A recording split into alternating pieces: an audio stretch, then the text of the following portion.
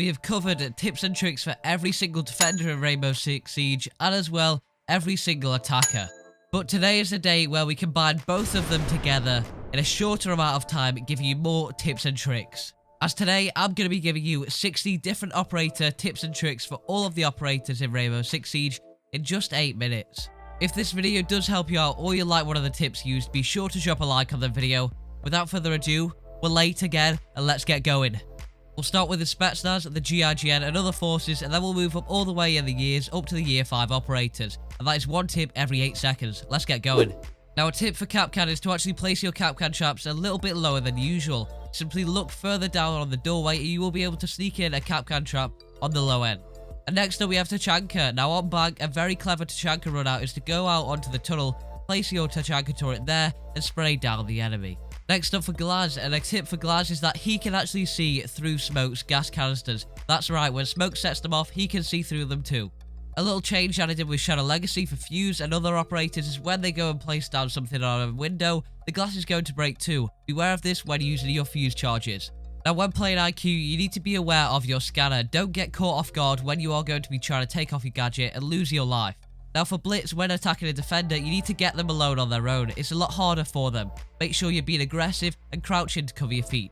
As Bandit when facing Thatcher, if your gadget gets disabled, simply melee it or shoot it out and place another one down. Will save you the time to Bandit trick. Jaeger will bring 3 ADSs, however they can only zap 2 projectiles per one. Make sure you're placing these down in high traffic areas too. Think, where would a Fuse placed down his cluster charge?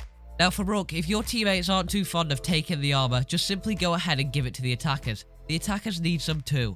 And then a classic pairing of Doc. A great tip is to make sure that you actually have your stim ability out. Otherwise, you'll be sending your teammate with a revolver to the face. Or maybe that's your real intention. If that's the case, well.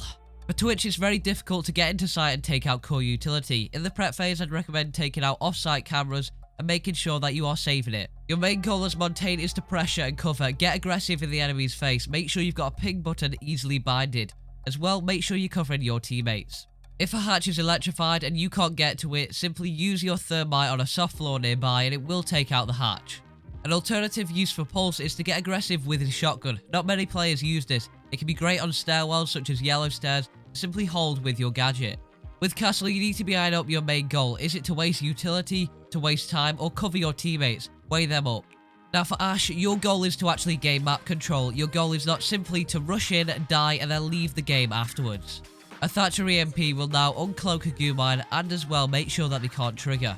This was mentioned with the new Shadow Legacy patch. A tip for Smoke is to save your gas canisters towards the end of the round. They last for 10 seconds each, meaning you have about 30 seconds of delaying potential. A tip for Sledge is that you will always have 25 uses of his ability. A unique tip for Mute is that after the drones have gone towards the site and you've captured them, simply move your mute jammers towards a more aggressive approach, closer to more entry points. Moving on to the year 1 operators, with Frost, placing 3 Frost mats under one doorway, a toxic strategy will in fact allow you to get multiple in at the same time. With Buck, you need to start using his ability to pick up quick and efficient kills. Open a little bit of the floor one time, switch and kill him instantly. For Valkyrie, do not scan no matter what on her cameras, even if you are solo queuing. It's simply not worth the intel. Make a call out or keep it to yourself. For Blackbeard, you need to be minimizing the other parts of your body that aren't going to be your face. The shield covers your face, try and peek with that and use the shield to its advantage. Use Capital's Firebolt to block off rotations like Gridlock would, similarly when going for a plant. For Kavira, an interrogation isn't always going to be needed. Please keep this in mind. Sometimes it's better to bait or take the kill yourself. As an Echo player, Siege now decided to up the security to actually gain access to his yokais and his cameras. Therefore, when playing Echo, you need to make sure you are subscribed to MatchPoint, because otherwise, you will not be able to shock those enemies anymore. If you want to make sure you still can use Echo, check if you are subscribed. No wonder he always gets banned. For Habana, you can shoot out your own pellets when detonating to create a unique angle and line of sight. With Jackal, you don't always need to scan, you can simply follow those footprints and see if you find a roamer lurking around. I would recommend not over-peeking with Mirror, wait for them to be exposed whether they use utility and then go for the peek. A tip for Legion is that you need to be pressuring the attackers when they go and hit a goo mine. They're either going to have to take it out or face you off. Listen for the sound cue. A tip for Ying is that you can hot reach whilst using her Candela 2 on a barricade. A tip for dealing with Ella's recoil on the Scorpion is to use about half of your magazine, because before then it won't kick up as much. When using Sophia's concussions, you need to use them for either denying bandit tricking or gaining intel yourself by firing them into a room. Next up for Dokumi is that you don't need to hold her ability down all the way so it is still in your face. You can simply use it until the bar is filled. For Vigil, I'd highly recommend you to activate your ability frequently so it will confuse the enemy and put them off. A tip for Thinker is that you need to base your decision on picking her based off the situation. If you're going for a rush, Thinker is very, very useful. However, if it's an alternate playstyle, think about whether Thinker would help and benefit your team or actually be more of an annoyance. Now for Lion, what you want to be doing is using his ability to mask sound. Instead of using it just for the scanner, it actually makes a lot of noise, so use it that way as well. If you want to use the clone trick for Alibi, where you disguise yourself as a Prisma as her ability, watch out for the cosmetics, because the Prismas won't have the same one as you. For Maestro, you can very easily take out a thermite charge or annoy an attacker by switching between your two Maestro cameras in one room. It's very hard for one sole person to focus on two things at the same time in opposite directions. To counter Bandit as a Maverick player, simply make a little opening on the bottom of the reinforcement where you think a Bandit charge will be placed, then get you or a teammate to take it out. Clash is a fantastic operator for wasting time. Don't get too aggressive with her. If you're going to be picking her, use her to play off your team and waste that time. You can really see how much you can waste.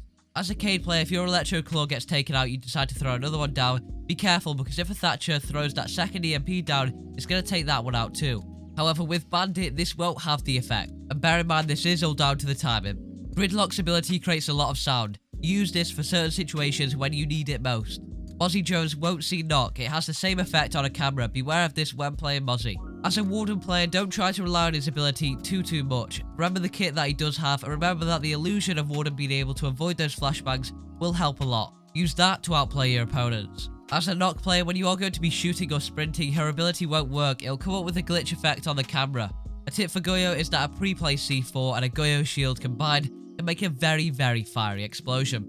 As a Namoro player, use her ability to get map control quickly. You can also do this with hatches. There are various routes that you can pull off on certain maps. Get there very, very quickly with a hatch. Kali's ability will in fact take out most defender utility, as well as bandit charges and electro claws. As a Wamai player, make sure to not screw yourself over by placing the magnet too close to you. Unlike Jaeger, it's not going to zap it away, it still will go off. For Ayana, you need to figure out your playstyle. Do you decide to coordinate with your teammates and play off them, or instead do you decide to drone and gain intel for yourself? For Oryx, you can use his ability to spawn peek and make a very, very quick getaway, whether that's going up a hatch or simply sprinting in the opposite direction.